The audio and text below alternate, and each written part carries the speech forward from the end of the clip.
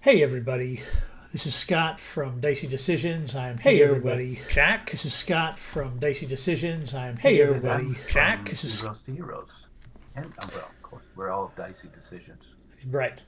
So we're both the current DMs for our two streamed weekly, mostly weekly campaigns. And we thought we'd get together and kind of ask each other some questions. And if anybody's watching or joining us, we'll be watching our Twitch channel for any questions that might come in there. But we kind of wanted to just do a little Q&A with each other to see if we, can answer some questions for each other, talk about our process, whatnot, what's working, what's not working, all of those kind of things. And just kind of have a little DM to DM chat, as it were. So, DM debrief. yeah, a little bit of a debrief, right?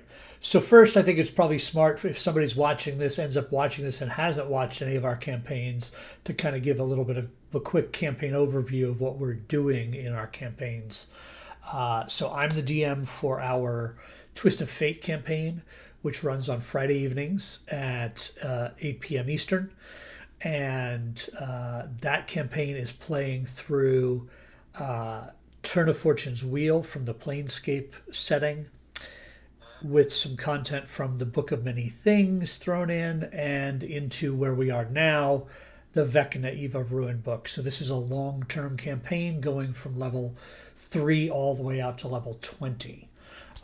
So that's the game I run. Jack is a player in that game as well, so he's got some inside info on that as well. And that's our Friday night campaign. Jack, why don't you give an overview of Monday?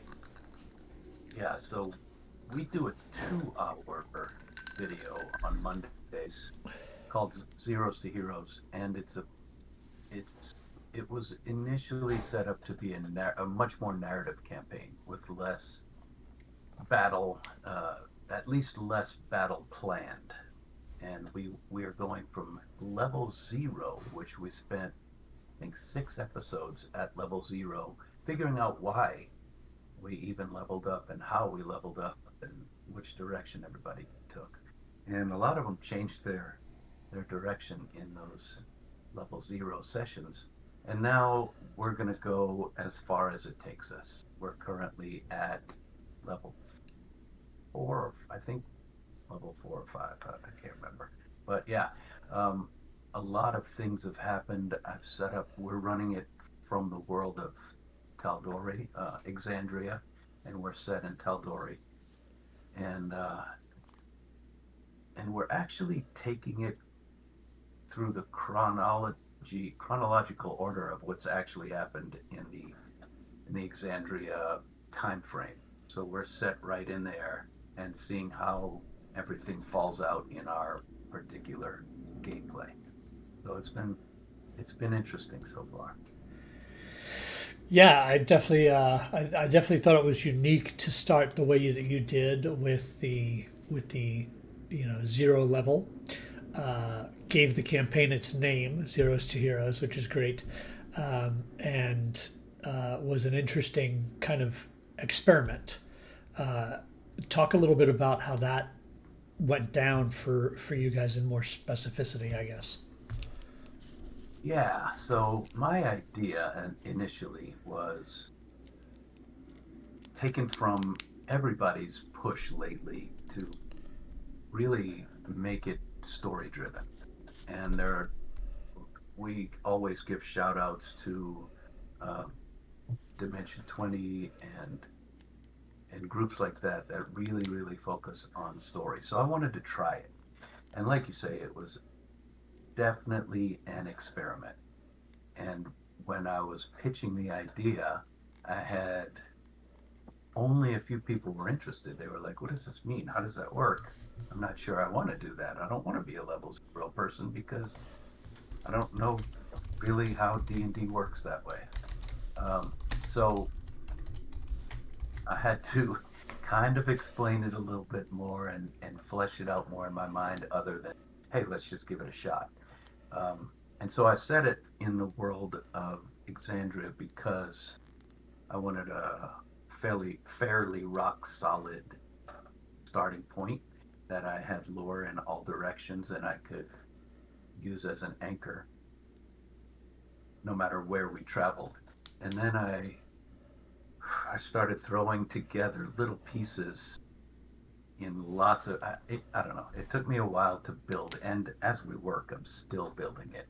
But I really wanted to focus on all of the skills rather than just the ones that you would use in combat, because I find a lot of D&D modules are really geared toward combat first, which is fun. And we all enjoy our amazing moments, our iconic moments for our characters in combat.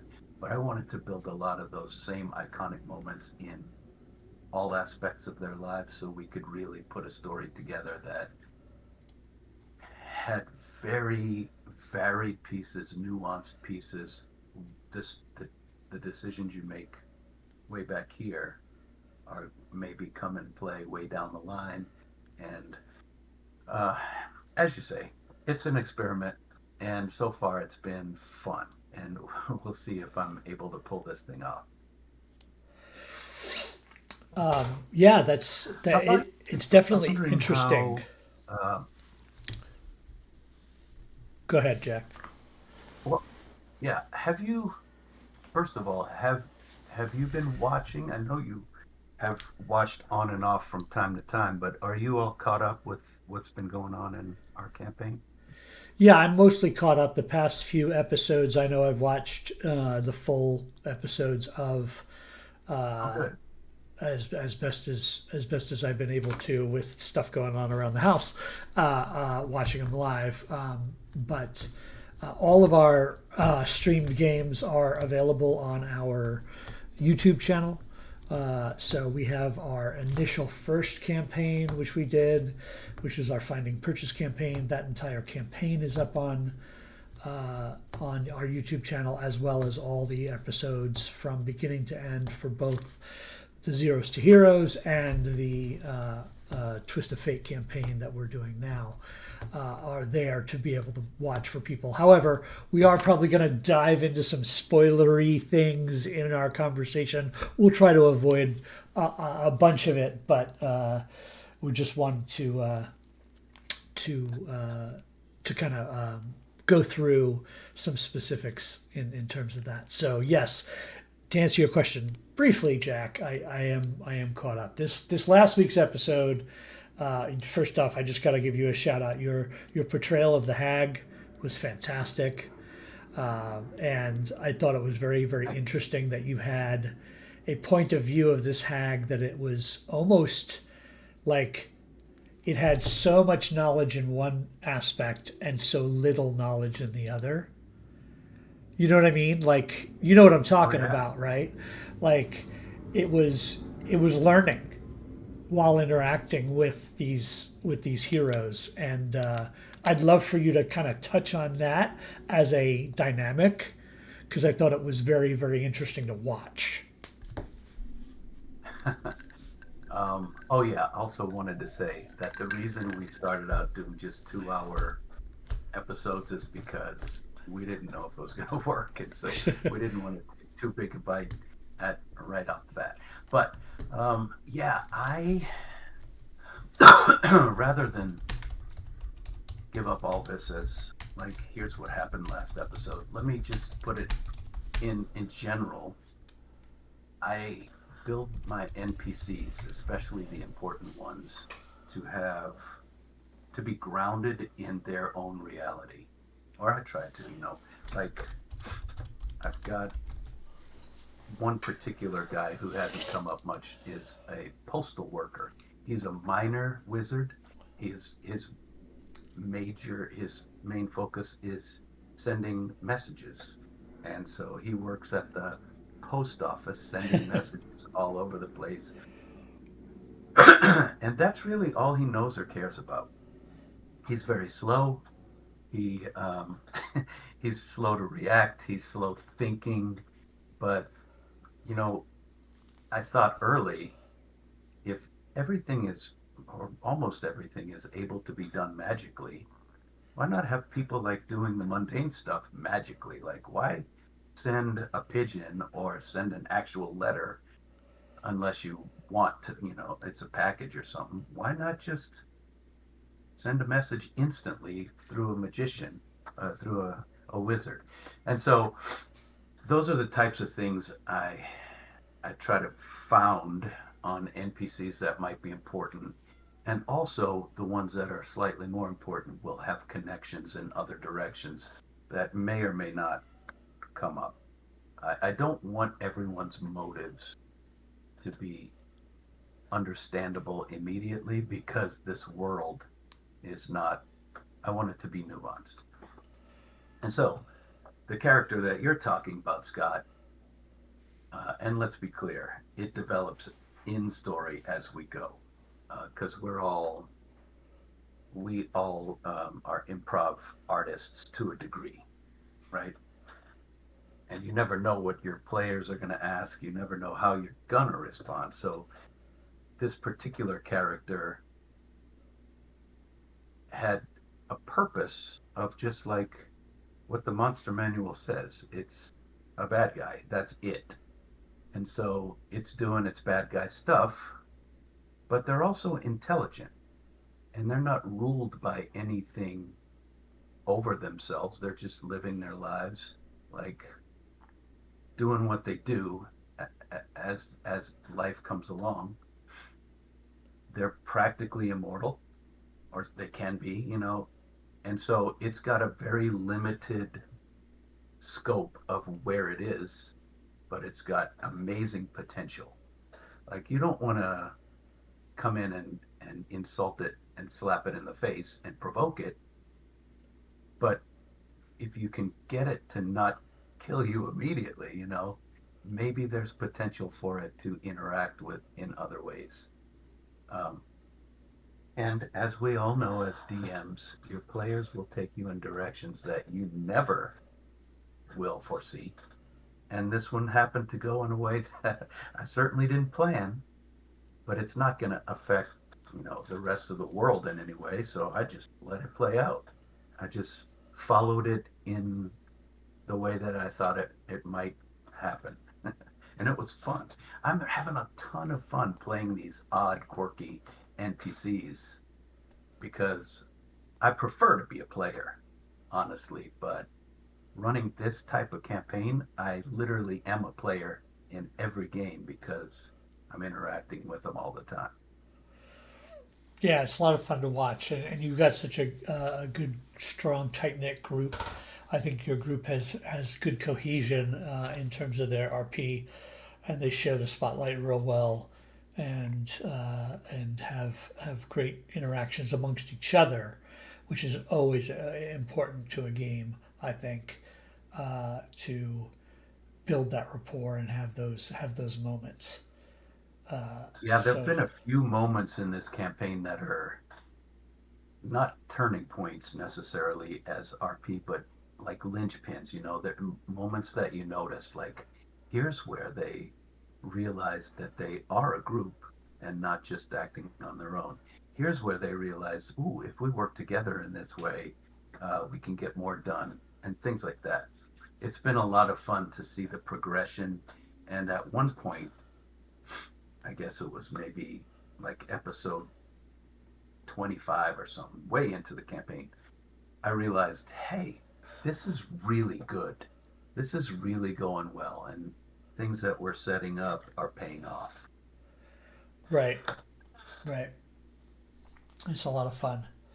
Um, Let's switch over to you for a sec. sure. Um, your campaign is a combination of three or even four different uh, source books.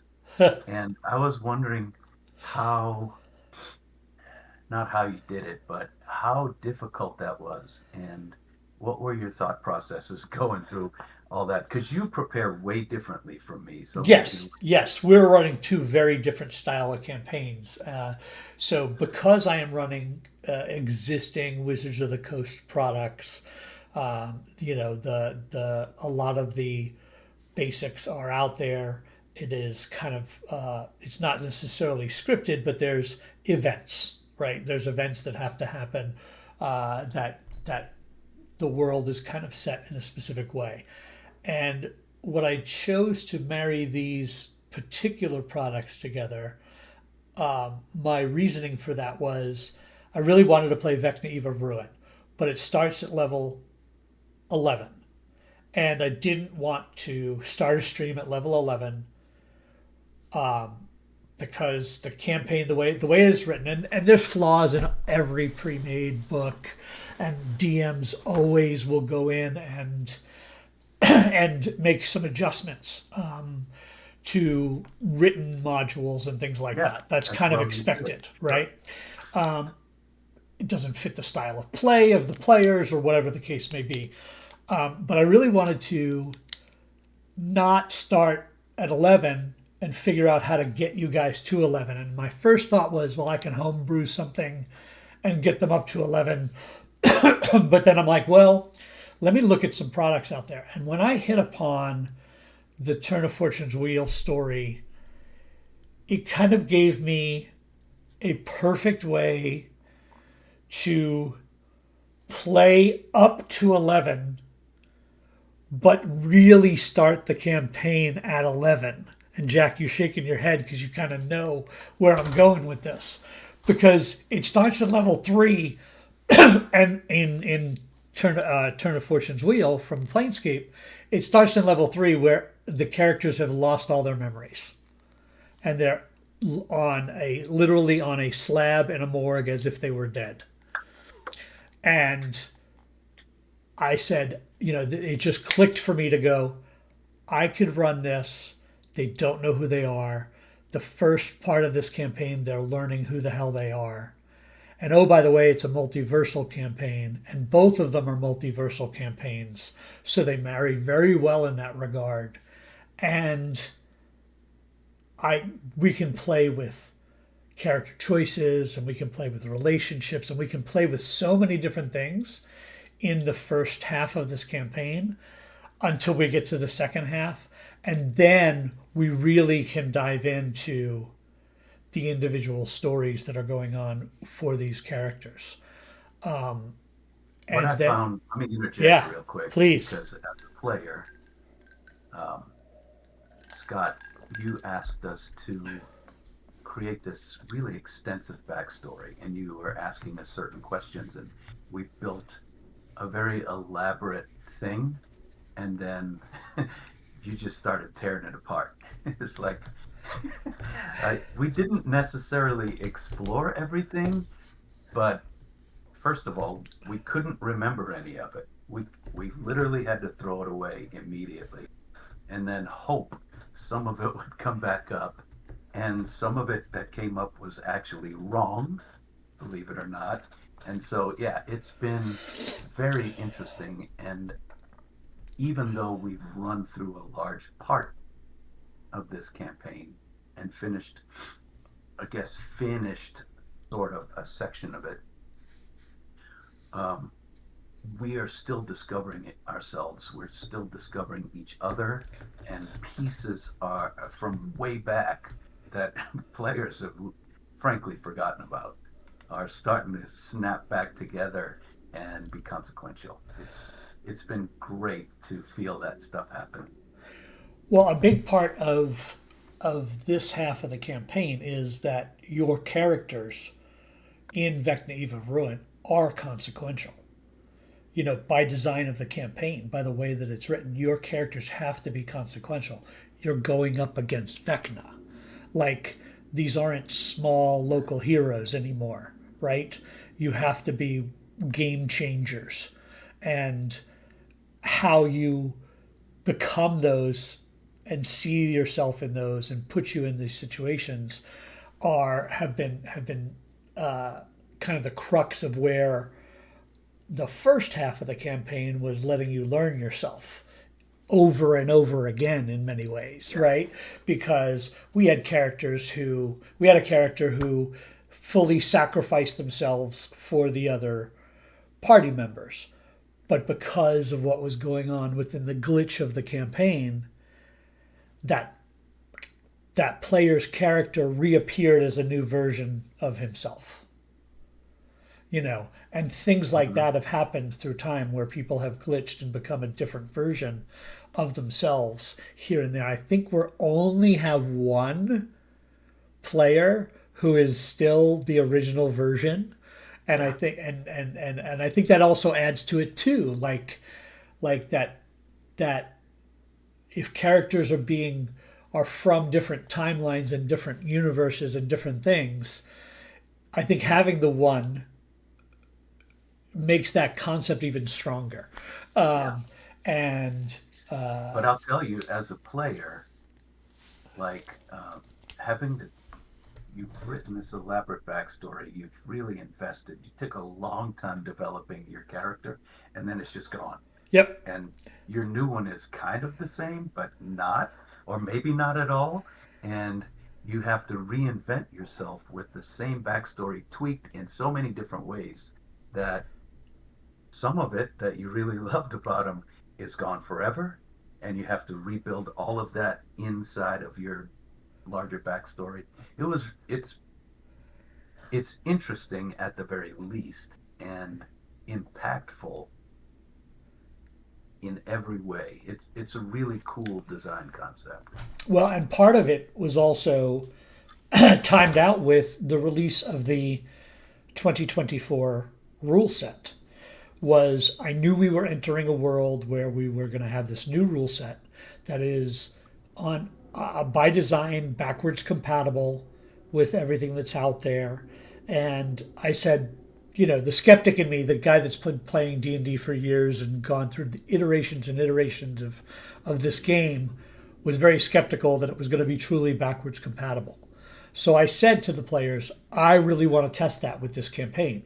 We're going to do 2024 rules, but you can go back and pull species and subclasses and whatnot from other sources and backgrounds and everything else. Let's make sure, let's hold Wizards of the Coast to their word. Is it backwards compatible? And we've been able to successfully integrate that. So, but I also knew that there was going to be a learning curve of the new system, and also if someone really wanted to play a a fighter from level 3 to level 20 and was super excited about it, but then doesn't like the new fighter, I didn't want anybody stuck with a character class they weren't going to enjoy, not knowing how the new system works. Everybody's been playing 5th edition in our group for a while. They knew how it worked in the old system, but they might not like it as much in the new system. So one of the beauties of the way this campaign laid out, and the whole concept of the glitch in the Planescape stuff, was you don't like your character, you glitch, and you can play a different version of yourself. So there was kind of a story mechanic for it, and a mechanic for it that kind of has worked out to, I think, our advantage. And some people are on 3rd iterations of their characters, and we're locked in now. The glitch is over, right? The glitch ended, and everybody kind of settled into where they were, and that was a off-camera discussion to say, okay, we're coming up on the end here. When the glitch ends, lock into who you want to play out for the rest of the campaign. Yeah. And that's where we're at now.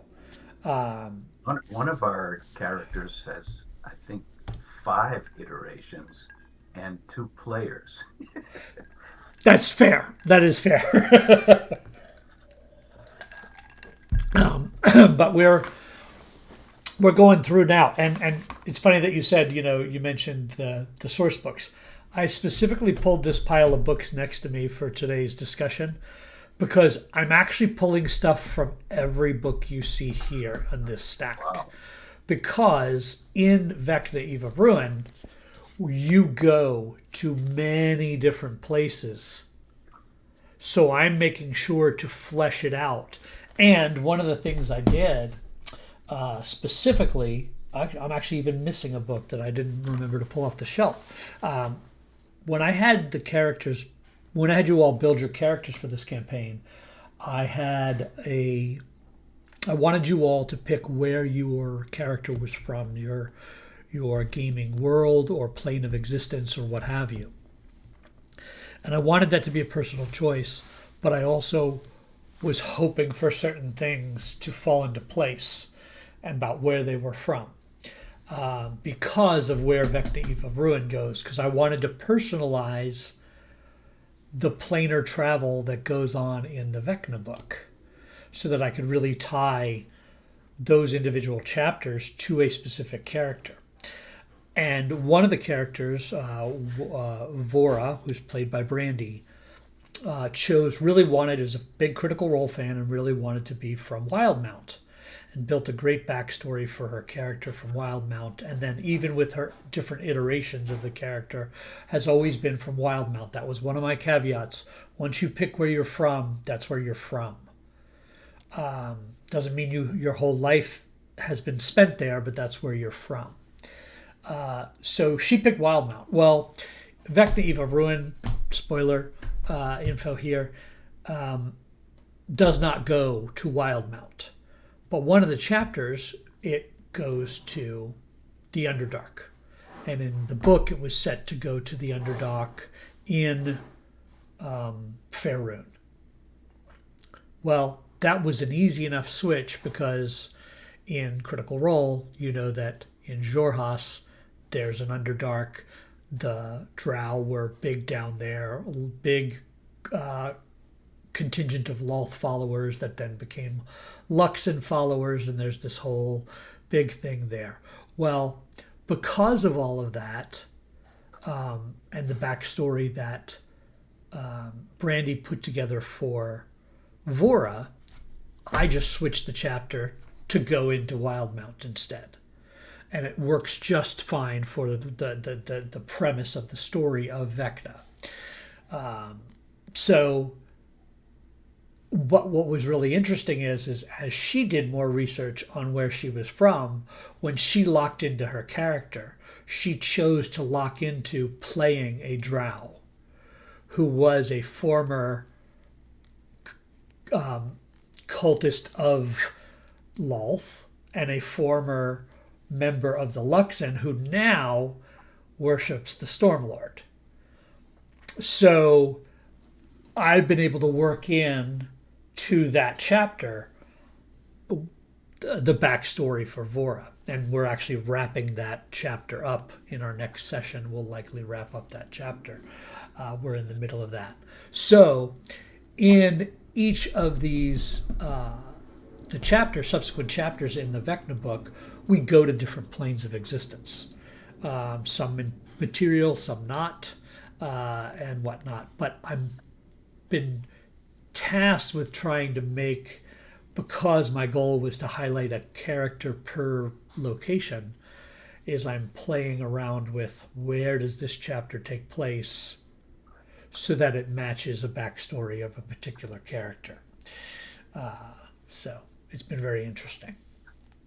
Yeah, it's been fun and very varied. We've seen a lot of different changes, and it's been also interesting when all the different changes. Some people have played like the same person, same personality all the way through, and some of them are really wildly shifting, totally changing. Like it seems like almost everybody has stayed with one thing, like the same species the whole time, or the same class the whole time, or just the same personality, but everything else around that one thing has changed a lot. Yeah, I love how people have taken something of their early play as a through line. And I think that makes it believable. That makes it believable that these are the same creature from different timelines or multiverses. So it's been a great experiment in many ways, to see how multiversal stuff works, and I think that the payoff now that you guys are where you're at is the culmination is now you get to be big damn heroes, what's weird is it doesn't feel like we are. We still feel like we're bumbling idiots figuring out stuff as we fumble forward. Well, you just unglitched, relatively speaking, Right. and now you are level 11, but yet you feel like you only have the experiences of a much shorter timeline than Right. that. And, you know, it's just an interesting dynamic in that regard. It does feel like things can still change up on us. I guess it hasn't fully come home that this is who we are forever. And maybe you're Uh, not. Who knows? Like there is still some plane shift content coming, planescape content coming up.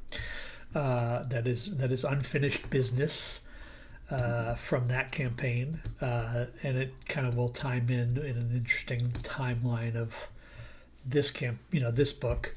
So weaving that stuff together has been fun and a good DM challenge for me. And I'm still challenged by a few characters' backstory choices and trying to figure out how they're going to fit. There's one chapter that I might have to completely rewrite to make it work for one of the characters. well, that kind of leads into my next question. You've got 7 players. I'm sure that's a challenge for you. How have you adapted to just having so much stuff pushing in on you? Well, I think it was harder earlier than it is now. I think it was harder when we were all glitching and changing and all of that stuff going on because we're keeping track of now which version of Gil is this and which what personality types are different. But you all are good players and you guys kind of jump in those regards. I think in very interesting ways that help me out a lot. Now that we're out of the glitch and we're kind of settled on where we are and everybody's backstories are kind of honed in, not that we're not still revealing more about it because actually we are. That's the other aspect of this campaign is the concept of secrets, which is really really great. But is the I think it's now coming into a lot clearer focus for where each of these characters are interacting with the story, with the events of the story, right? Again, it's, the difference between running through a book. It's not like I'm coming up with events for your character, Jack. I'm making sure that the events in here are tailored in such a way that they interact with your character's story, you know, as we go. And, that's, you know, this first one, which we're like I said, we're in Boris chapter as it were right now, has been I think quite successful in that regard. We've had a lot of interesting RP moments with NPCs and with each other and with the different PCs about her life and her past that has come out, and it'll be interesting to see how that one finishes out. So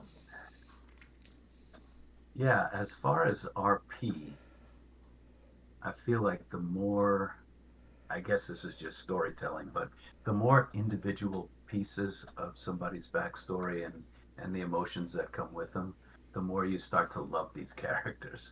It's just like there are some players, I mean some characters in our group that we barely scrape the surface on, and I'm just as soon as we have downtime, I'm diving in there asking them questions, things because uh, it's just all the I don't know. It's like a big it's like a big soup bowl right now, and everything's mixed together. But we're gonna deconstruct the soup and start pulling pieces out and going back to our original ingredients in a way, like to figure out who's who and why. right, It's been fun. It's yeah. been a lot of fun to play in this one. Well, I'm glad. I'm glad. I really appreciate that, and it's been a fun challenge as a DM to try to coordinate this and make the pieces of the puzzle fit and keep the story moving forward. Because that's my enjoyment of being a DM is making those exciting moments happen, whether that be an exciting RP reveal, whether it be an exciting combat that is epic or challenging. I hearken back to going through the portal when Kalen sacrificed himself. Like that was awesome. That was big and challenging Yeah. and awesome moment, and had this amazing fight going on, and the party got away because of his sacrifice, and that became this thing. And then with the glitch, he's standing right there as another version of himself, as if he had gotten through the portal, you know. Right. And that was just a huge moment of what this campaign was about. But you all like that aftermath when we started the next session, because we I love ending on the cliffhanger stuff. So we ended on getting through the portal, and the next session we started with his new character standing there, and his character, his belief was he made it through the portal just like everybody else.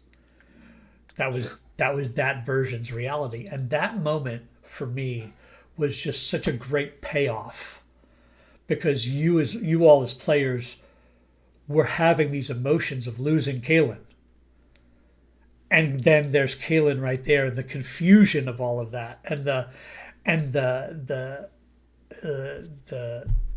just there was just some great RP came out of that, and those moments are the payoff for me when trying to do something that's this involved. That's a lot of pages. And I know that when you prepare, you like to read every word of the entire thing before you even start to put stuff together.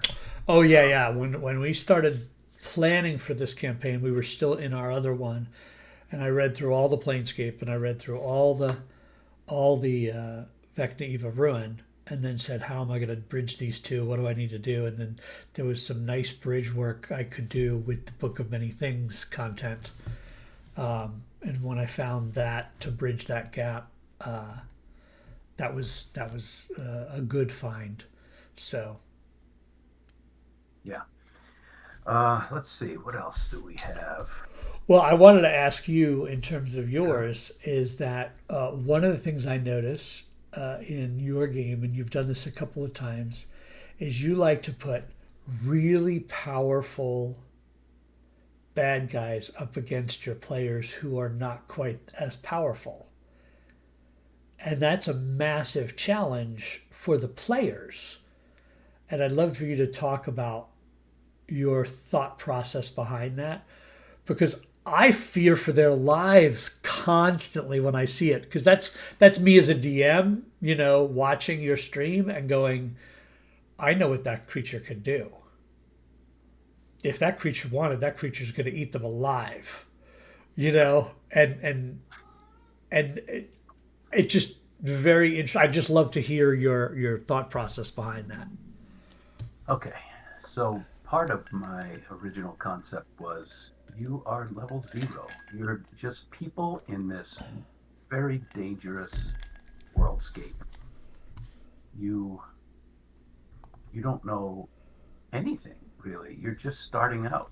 And the world is full of, I mean, a dragon could fly overhead and you'd have to deal with it.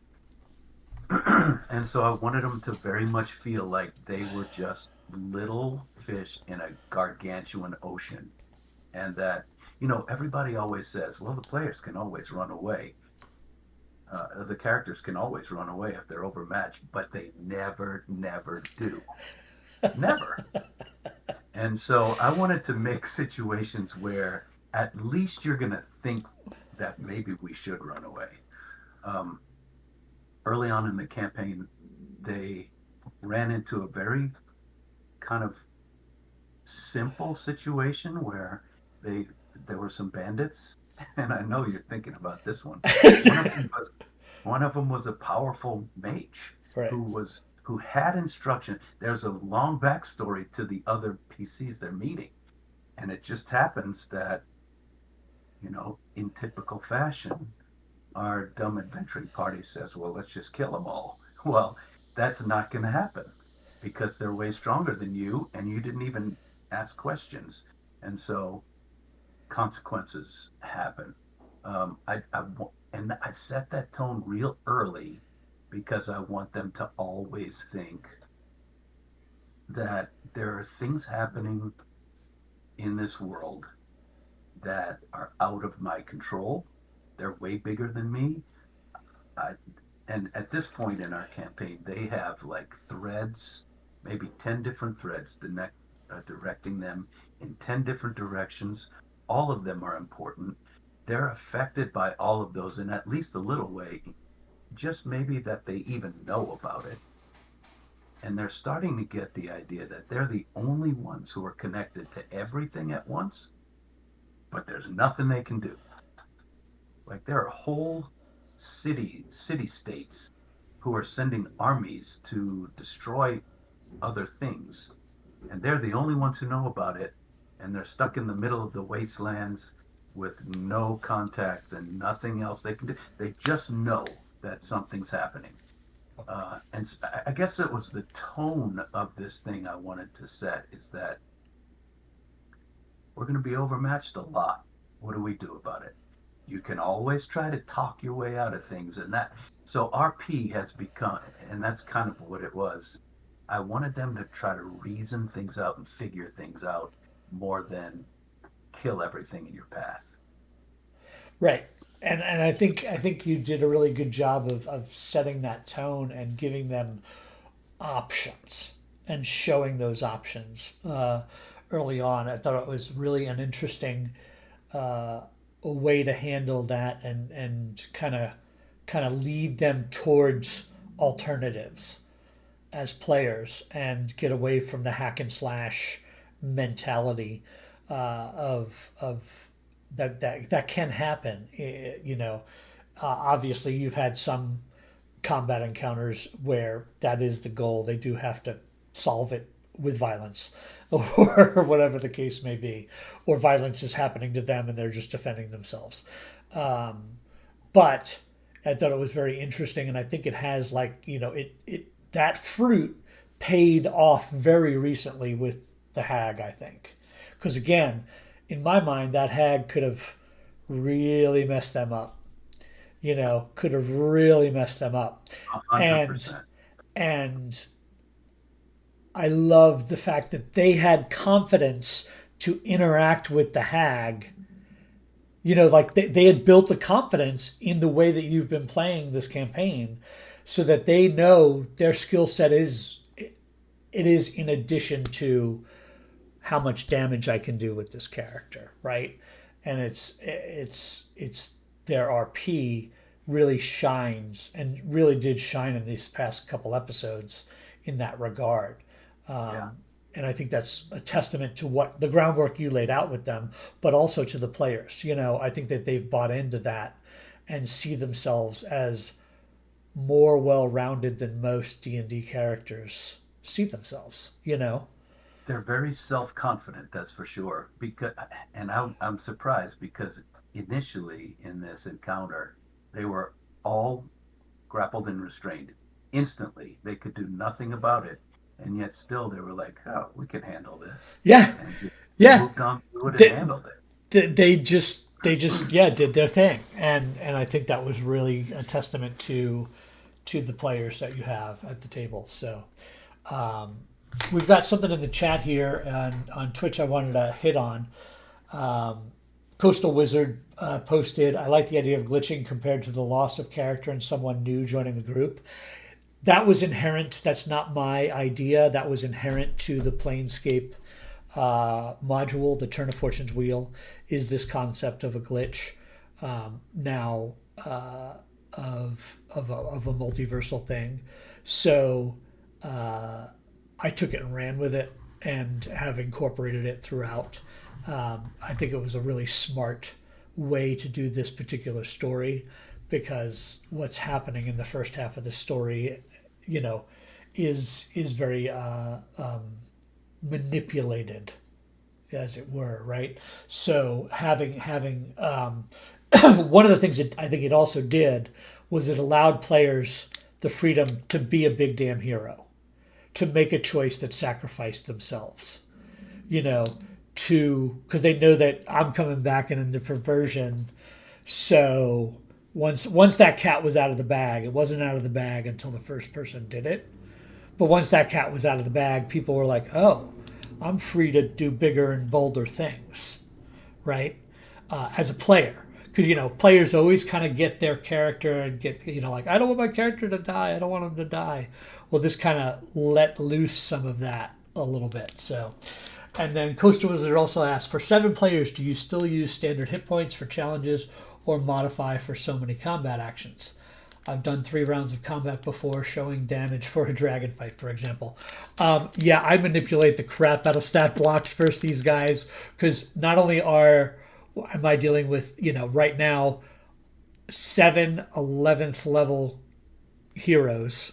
I'm also dealing with some really strategic players who really know how to play the classes they're playing and have made spell choices and spell combinations. I mean, last episode as a perfect example, spoiler alert here, but the grave cleric put holy weapon on the monk.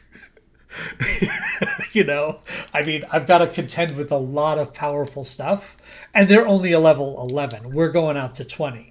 So yes, I am ramping up the encounters to match. The nice thing about the 2024 rules is they give you a really good XP calculator to figure stuff out. So when I see a combat encounter that's listed for Vecna Eve of Ruin, which is set for 4 to 5 players, I know I've got to amp it up no matter what. And this was written technically in the 2014 rules. It was the last module to come out for that rule set. So I have changed all the stat blocks up to newer versions of all stuff. So just in case if there has been upgrades in the new monster manual for 2024, I'm using that because they're using 2024 characters, and I'm also, making sure that the threat level is up there. The trickiest part of that is it can make some combat slog-ish. It can take a lot of time to get through that chunk of hit points. I think it's one of the flaws of the D&D high-level play in general is that it can feel sluggish. So I'm trying to mitigate that with also creating interesting environmental stuff going on around the players. And, not every win condition needs to be slaughter them to the last hit point, right? I will remind you that one thing that we do to eliminate the sloggy feel, and it doesn't always work, but we try to describe our actions. And why don't you talk about the thing that you've been doing at the end of each person's turn that really seems to Yeah, help? so I don't always remember to do this because sometimes you get in that whole staring at a combat tracker and looking at who goes next and everything else, and it just becomes action after action. But what I've tried to do is narrate the previous action. So if let's say my goblin comes up and swipes and misses at Vora, and Jack's turn is next, I say, all right, Jack's character's name's Calistrick. I say, Calistrick, you see this goblin chase up to your friend Vora, swing wildly and miss, and Vora sneers and laughs at him. What do you do next? I try to make it a narrated moment, and I think that is beneficial to keep it exciting for everybody in the D&D combat world. You know, It's uh, helpful. I'm not sure if you know this, but it sometimes changes what we do to be reminded what just happened because pay attention, please. You know, well, part of it is this just happened. You see this threat happening to somebody, or you might be looking at a different portion of the battle map than what just happened. But if I point out that just happened, you might change your action, and you might build into that action. I'm not trying to manipulate your actions. I am just trying to show you to highlight what is happening around your character, and but it's sometimes I'll fun. include a couple of actions passed, right? Like, because when you got 7 players and you might have 7 bad guys on the field, that's a whole lot of actions between your actions. Right. So Well, it definitely can influence your players, and sometimes you, I know that sometimes you do it in order to influence. Not always, but like, hey, did you see what just happened over here? Or or like a taunt almost. What are you going to do now? You know? Well, if it's especially if it's a powerful, if it's not like a minion or something like that, if you see that the boss of the fight just walked up to your very squishy sorcerer, the monk might race across the battlefield to go protect the squishy sorcerer, right? Yeah. Like, and I'm not necessarily telling you that to do it. No. But if I do point that out, it gives you the opportunity to make a different choice. Right. But it's trying to make those combats more narrative, more exciting. It can be tricky with 7 players. It can be tricky at high level with lots of hit points and things like that. The good news is too, story wise, like there's a lot of combats in this that I feel are there because they would be there, but they're almost like a hand wash at this level. And a perfect example of that was we had at our last episode, there were a couple of cultists praying at an altar.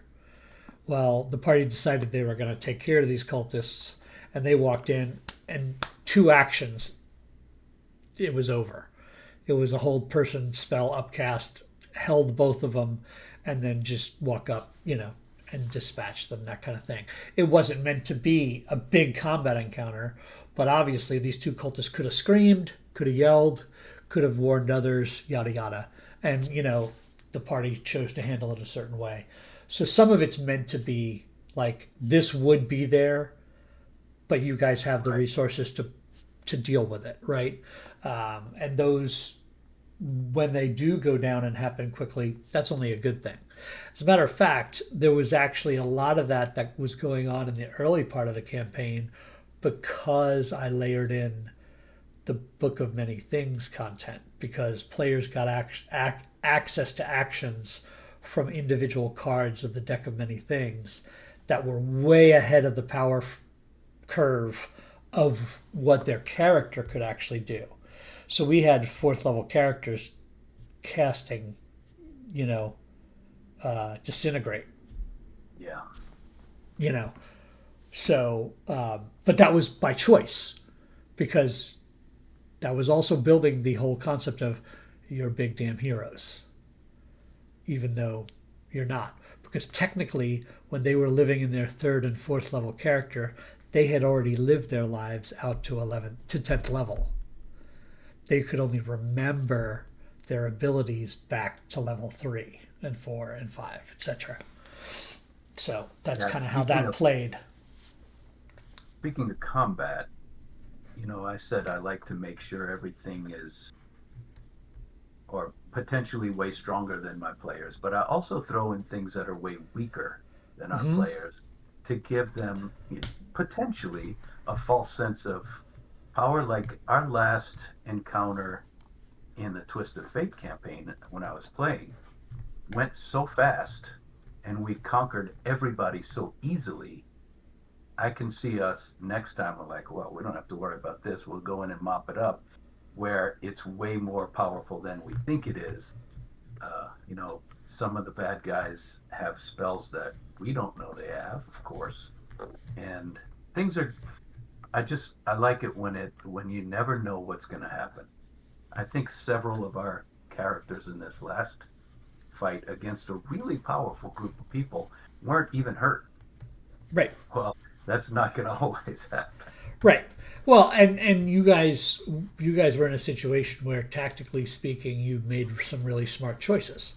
Yeah. You know, choosing to, banish the summoned Galabrazu Yeah. The most was powerful really guy. was really smart. And then that character staying in the background to keep the concentration up and not put themselves in harm's way. Right. So my challenge is always to try to break those kind of things, to kind of do what I can to break that. But but I also have to honor the tactics at the table. If you guys are doing things tactically smart and protecting each other and supporting each other, you should be rewarded for that. Like, you shouldn't just take it away by, oh, somebody walks in the back door that wouldn't have walked in the back door, Yeah, right? sure. So, however, there was a nice loud shatter that went off in this last combat, so the entire complex knows that Yeah. shit has hit the fan. So it's going to be interesting from here on out. But anyway, we'll see how that goes down on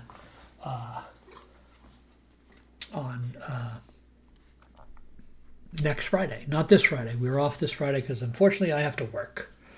But we'll be back on a week from Has some Friday. jobs. Do you touched on this a little bit about adapting monster stat blocks and stuff, but do you ever like invent whole different monsters and things that we can't possibly expect? Have you like homebrewed just whole situations that we weren't ready for? Um, Because I know I do that a lot. my big thing is trying to flavor things for the players so that it feels closer to their backstory. In the Vecna book, the cultists of Loth are actually more. There were more of them that were not Drow than Drow. They were more varied in that regard. But because of setting it in Wildmount and thinking of the battle between the Luxon and Loth and all that as part of Vora's backstory, I wanted to make sure to bring some Drow back in. So for flavor, I will reskin stat blocks a lot and try to make it more personal to a backstory, if I can, if it's appropriate. As far as like making up bigger threats, yeah, there's a couple of flaws in this puppy, because it is such a high level thing that they underpowered some of the stat blocks. And you could go watch YouTube videos about Vecna Eve of Rowan, and it's probably one of the biggest complaints about the book is that some of these combats are too easy for the power level of the party. And I have 7 of you. So I have searched at length, both online and also just on my own, for something that is a little bit more substantial and will be a bigger challenge for you all. We'll see how that plays out. Like I said, we're just into the second chapter of this book right now, Right. so we got a lot more to go. But I'm trying to gauge it as a what is the appropriate challenge for you guys, but also like, is it fun to play? Like, I don't want to just make something super challenging that lasts forever and everybody's bored because you know, everybody's casting their cantrips until they kill it, kind of thing. So just trying to make sure that we get all of those levels figured out. Oh, Tails came to visit. So, Yeah. without spoiling anything, this is going to be a hard question for you, Jack. Without spoiling anything, do you see where this campaign of yours is going, or is it more free flow? Because I obviously, I've got a script. I'm adjusting my script, but I've got a script, and I'm curious if you feel like have a handle on where it's headed, or is it more like the horse has left the stable and you're just kind of going with it. That's a great question. At this moment, all I did to make it as narrative as possible, to make it as sandboxy as possible, I put together a world that strings are being pulled. There's probably endless ways to solve this problem. I mean, number one, any characters that want to just end it could just go find the most powerful people and tell them, look, this is what we just saw. Can you guys do something about it? And let, the world's strongest wizards or whatever go investigate. And so, to mitigate that, I've put them in the middle of nowhere for a while, and they have to think about how things are happening while they're making their way to wherever they're going. So I don't, it's not, I don't have a definite answer. I've got ways, I've got possibilities in mind. They could do several different things to try to figure it out, but right now they've got just leads to follow. And so, no, I do not know how this is going to end. I don't know how long it's going to take or how high their level will be. Um, Basically, they have to stop the incursion of a god onto the plane. And that Right. god has a big head start. And if you Nice. know anything about the lore of Exandria without giving too much away, the gods have fallen. They're almost nowhere except for this one who is not a good person and is trying to force its way in first. Right. No, I think that's great. That kind of dovetails in how enjoyable has it been setting this in the world of Exandria and Taldore? Um, Really, so far, not too much has overlapped with the actual lore of the place, even though I'm constantly referring back and forth to, like, what is this place traditionally, the lore that exists. I'm always looking at that. Um, but so far, there haven't been any overlapping characters that occur in the stories that have been told already. There very well could be because we're headed to a really populated city that a lot of the critical role cast pulled from. But I guess in answer to your original question, no. I have no idea where this is going to take us, and it's constantly evolving in my head because I've got to keep the world up with what they're doing in a timeline. Like, what Right. would these cultists have been doing in this 2 weeks that our characters are nowhere?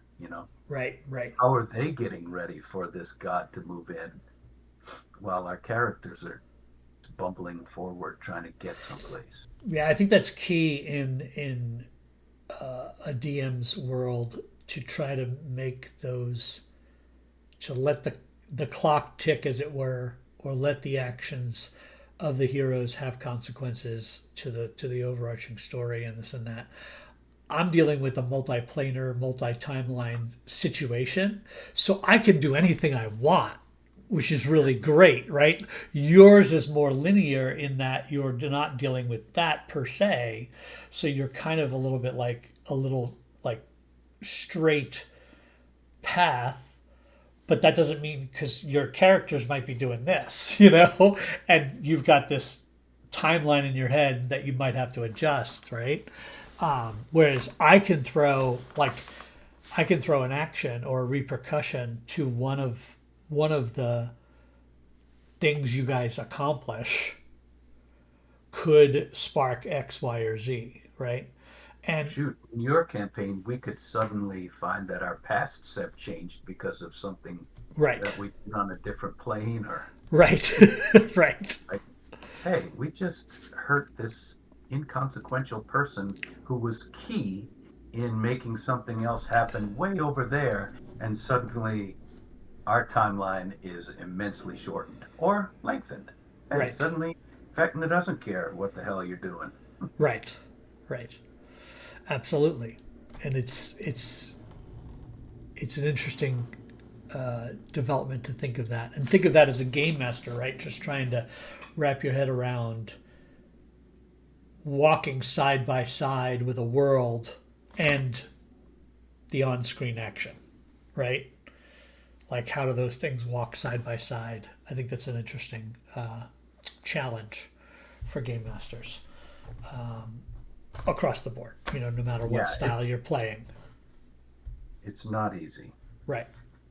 So speaking of not easy, that was a question I had for you that we can both answer because I think it's only fair that I answer it as well. As a game master, what is the hardest part for you or the least enjoyable part? Either of those. The hardest part or the least enjoyable part? I think so far the hardest part is,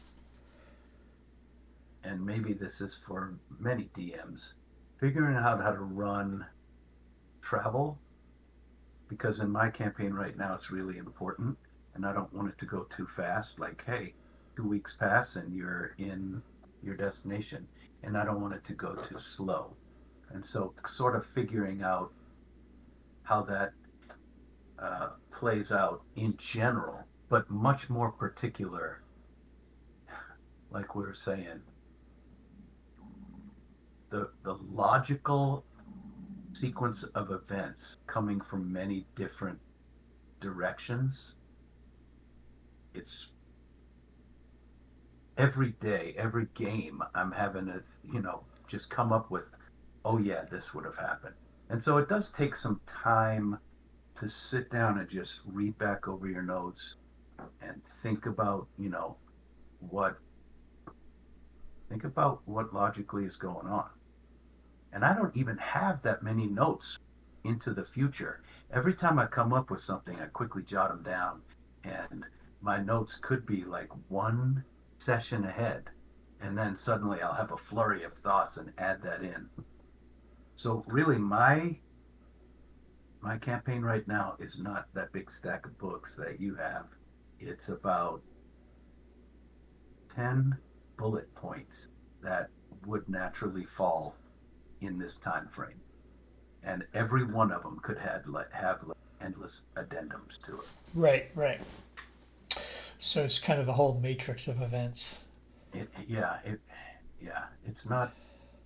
My brain isn't powerful enough to keep that all in line, so making notes is helpful. Um, but what about you? What's been the hardest or least fun? Honestly, the I kind of put myself into a corner by asking you all to create characters in the way that I did and whatnot, and then now I've got to make good on that, right? I've got to try to incorporate different backstories and backstories that have changed from when we started because I'm like, ooh, I could piece this there and piece that there, and then all of a sudden the glitch happens for a character, and now someone's chosen a completely different backstory. I'll use an example from our campaign with that regard was Lorelai, played by Amanda. She started out as a warlock with a patron.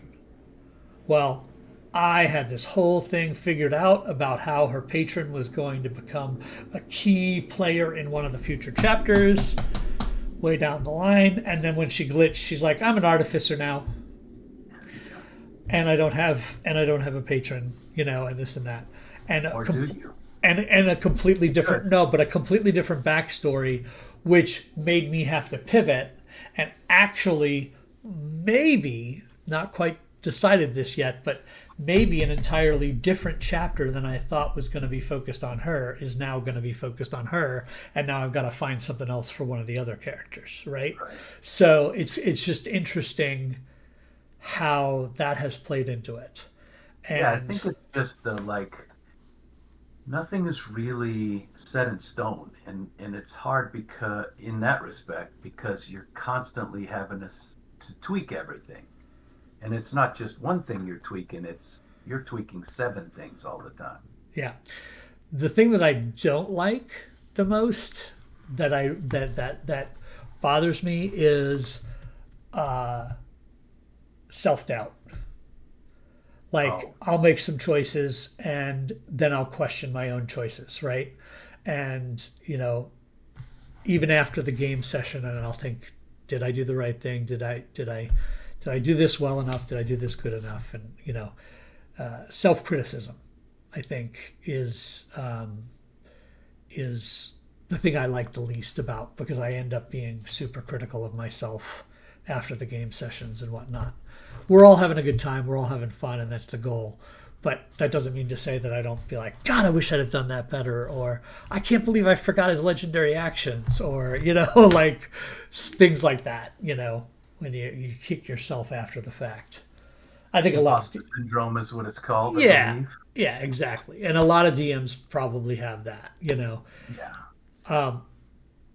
But I think what's important to note is we're also streaming.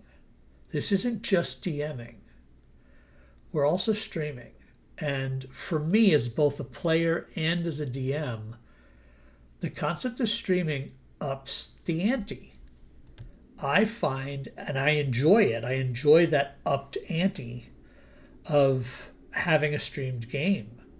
Because I think the concept of you're doing this and there may be people watching or consuming or whatever what you're doing ups the stakes in a very interesting way. Do you find that pressure at all? I don't feel so much a pressure of making it good. I think we've got people all around us who help with that. What I Yes. feel, my biggest thing is no uh, dead space, like no dead air. When everybody stops talking, that's when I start to panic a little bit and I try to say something. Other than that, you know, I, the only thing that I wish is that we could come up with a way to make it feel more like we're sitting across the table from each other. And I know that's impossible in this long distance thing, but that's what I really miss. It's not like it's not like I dislike this at all. I miss the camaraderie of being like right next to each other. I agree. I don't think there's a substitute for that, and I haven't found yet a tool. And if anybody who's listening to this or watching has a tool that would help us create that environment online the way that it is done in person, please let us know, because I think that's something I wish we could capture. Obviously we're all in different locations in our games. None of us are, both of our streams have players in multiple cities and across the country. But and we wouldn't be able to do it with those players like you said. I do want to give a shout out. We've got really good players, and I think what you talk about doing is you hear dead air and it gets filled. I think there's so many people doing that we have very little dead air, and I think that's great. I think that's a testament to the table, because sometimes you as the DM or me as the DM, we need a moment to look something up or to plan out the next moment or whatnot, and people are filling that with RP and filling that with character stuff and whatnot, and I think that's vital. And I think we both streams do a really good job of that. But yeah, that in person thing. The trickiest part I think is with Discord voice and not being able to talk to each other. Side conversations and stuff like that. Sometimes that's important to have going on. And yes, you can simulate that in chat.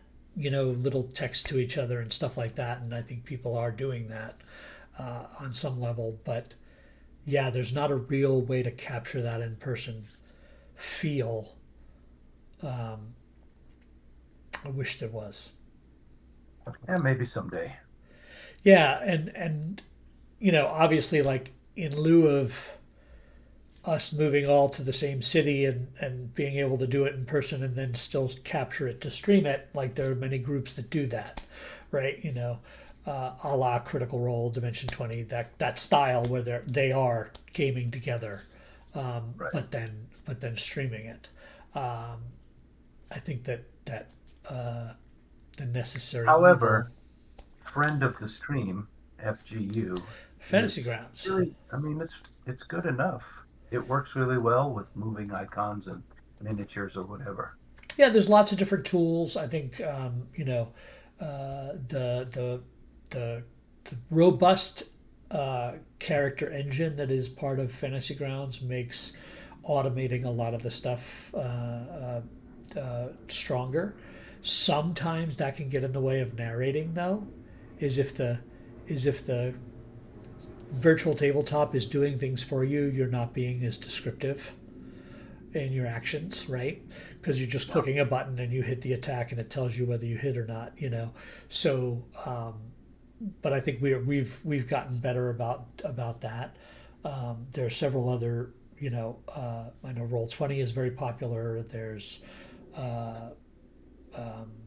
Foundry is another one that's very popular. And even just for maps and minis, I think Owlbear Rodeo does a really, really good job for if all you need is maps and minis. That's really, really good. And I think one of the tie-ins to this, though, gonna take a deviant tour here because it's gonna be something we're gonna be doing a little more of. This coming Saturday, we've got a one shot in the Daggerheart game that I'm gonna run a one shot of Daggerheart, which is a new system out there with some new faces to us and some existing faces we'll be playing. So super excited about that. But the Daggerheart game does a really, really good job of keeping everyone involved and interested in the way that the game is played and how actions happen, and it's more free form and free flowing, and people are kind of have to stay invested and involved. And I think one of the tricky parts about being online is, yeah, I could also have my email over here or my Facebook over here, and I could go quick look at that and be distracted, right? Especially if you're in a combat situation with 17 bad guys and 7 players, it's going to be an hour before the turn comes back around to you. So I'm kind of looking at Daggerheart as a interesting way to try to reframe, once again, kind of like what we do with the narration of the actions in D&D, but trying to figure out a way to have it feel more interactive. I'm toying with the idea about giving out more reaction actions per round so that there's a way for players to be more involved during other players' actions. I'm just cooking that up in my head of how to do that for D&D to kind of give it that feel. Would you also give more reactions to the adversaries? I think you'd have to. Yeah. You know, and I think it would be like set number of them, like set type of them. Like if you want to give the help action, you can do that in addition to your normal reaction. You can't do 6 counter spells. I'm not trying to do that, but like some prescripted options that people could do so that they stay more narratively involved might be something that's interesting, you know, or even just something as simple as a +2 that you get to hand out by saying, I'm going to take my reaction and give this person a +2 or something along those lines, which is stolen right from Daggerheart. I'm being very clear about that, you know, because the Daggerheart combat system is very interactive by design. I don't think you can do away with action, bonus action, reaction, move action, economy in D&D because it's integral to D&D. And I also wouldn't want to change D&D in that way. But in a way to make things more narrative, I wonder if there's a world in which reaction choices, or call it even don't call it reaction, so because reactions already exist, but something that narrative actions, right? Everybody has a pool of narrative actions that they can do during a combat, and once you've used them up, you've used them up. But it would be an interesting conversation to have. Probably not right now, but no. To tweak initiative order or something, or give a +2 not to an action roll but to initiative to like bump people into the right place so they can team up on different I have played with some friends of mine on games using Fantasy Grounds where I think there's a setting in there that you, or at least there used to be, where you could have initiative re-rolled every round. So the Okay. order changes every round. So at least it's not. That could put you even longer between actions, It could. um, but who Or knows? You like know. go first through last and then reverse it to go just up and down. That's true. That's true. Yeah, But could I do it that think, way. yeah, anyway, it's a conversation to have for sure. Maybe for our next Dorky Decisions conversation. Yeah. So you got Keep anything them coming. else? You got anything else you No, want to chat I think about? you've answered. I had more questions written, but you incorporated all of them into your answers already. So, no, that was good. I Well, hope anybody who's watching took a little bit out of this and either gleaned something if you're one of our fans watching our streams, or, if you're a DM looking for solutions or asking questions, maybe this could help you out in some way. yeah, we have in the chat, we have a suggestion that the Roll20 does allow in their voice chat a little bit more crosstalk compared to Discord, but also having one voice be clear is kind of essential for streaming. So, yeah, it Yeah. can be a little muddy, but might be allowed for some crosstalk. So, yeah, there's some difficulty. There's some things you give up to get those other things that may not be worth it if you're in a streaming situation. So, Yeah. But if there's other things that we may explore for our next campaign, maybe we can. yeah, yeah, and I don't know that I would layer any of these changes into this campaign because we're Right. you know we're moving forward, but I'm also wondering how that's going to go. So a couple of quick things, couple of upcoming events. We've started doing a weekly one shot where we're trying to vary our content and give opportunities for other game systems as well as other opportunities. We have several of those in the works. Um, one of our one of our Friday night players is going to be hosting a run of the board game or the the role playing game called Fiasco. So we're going to stream that and see how that goes. One of our players is looking at doing a villains campaign in Savage World game system. I'm super excited about what that might be like because playing villains is always a lot of fun. So keep your eye out for that. We'll be making announcements about the two of those as we get them on the schedule. But hot and heavy in the works is we are going to be revisiting our author adventures, which we did once before, where we actually have some authors from the writing community that are going to be playing characters from their books and novels and short stories as D&D characters in a one shot, calling it Author Adventures, which we called it before, kind of giving them a chance to get in the world, get inside the head of their own characters and play, and super excited to see what that comes about being. For them, we did one before. Jack actually ran it. We had a lot of fun with it. So we'll be doing another one of them. We'll be streaming that, I believe. Oh, where's my calendar? Oh no, I'm unprepared. This is when Jack's supposed to talk. um, let's see. Last Author Adventures was about a year ago, and I tried to make it. Uh, a, I think they made their characters at third level. I was wondering maybe to really realize your character, it might be a fifth level thing. So, I'm but looking I at tried to. Yeah, I'm looking at fifth to seventh. I think right around there to give them a little bit of power. To And I match what they've written. Right. And I built mine to be kind of just little problems to solve until they came to the final problem to solve. And then I think they figured it out without having to fight. I wanted to make it something that they could use all their superpowers, or if we had geniuses or people who didn't want to slog it out to just figure things out. Right. So yeah, to pull together people from all these different worlds is never an easy thing.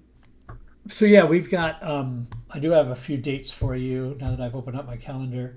So on August 14th is when we're going to be doing the Fiasco one shot. If you're interested in checking that out, we'll be doing that on Thursday, August 14th on the stream. And then Author Adventures is going to be Tuesday, August 19th. This is all in addition to our normal offerings of our Twist of Fate campaign, which is our Friday night campaign. Not this Friday, but I'll be back after that. And then our Zeros to Heroes campaign on Mondays. And then this Saturday, we're going to be doing a Daggerheart one shot. So super excited about diving into that. We did a learn to play Daggerheart and a character creation for Daggerheart that we kind of played around with the system, getting to know it, getting to learn it a little bit. And now I'm actually going to run a one shot and see how it goes. Super excited to see that. But I say all of this because we're trying to build up a community of people who game with us. So if you're watching this and you're interested in running a one shot, playing in a one shot, streaming for the first time, or you're a veteran streamer that just wants to meet new people and try something different, we're open to suggestions. Join us on our Discord. It's located at our in our link tree. So join us on our Discord. We've got a discussion chat called Weekly One Shots. So for people to chime in if they have ideas or whatnot, and we announce there when someone's ready to offer one, we announce it there, and we take all comers. We're excited to build a community and try different things, because you can get in a bubble playing with the same 6 people all the time. And as much as I love my core group and I hope we can keep them together for years and years and years, the only way this community grows is if we grow the number of people involved. So we're doing that with these weekly one shots and kind of give us just different outlets, try different things. So super excited to see where that goes. And it's not limited to TTRPG. It could be board game night. I know we've got one of our players is trying to find a night that they're going to be free to host a board game night online, and we'll play some different board games online. So super excited to just see what comes out of this weekly one shot stuff. And we'll be on this Saturday if you want to check us out. Any last words, Jack? Oh, I think I'm good. I think we've talked to people long enough. Thanks for watching, everybody, if you're still with us. Don't forget to join our Discord, and if you're watching us on YouTube, please hit that like button and subscribe too if you want to watch a long, drawn-out campaign or 3. Yeah, there's lots of stuff on our We've on got our YouTube. thousands of hours on there at this Yeah. point. It's a lot of fun. So, all right, everybody, take care and happy gaming.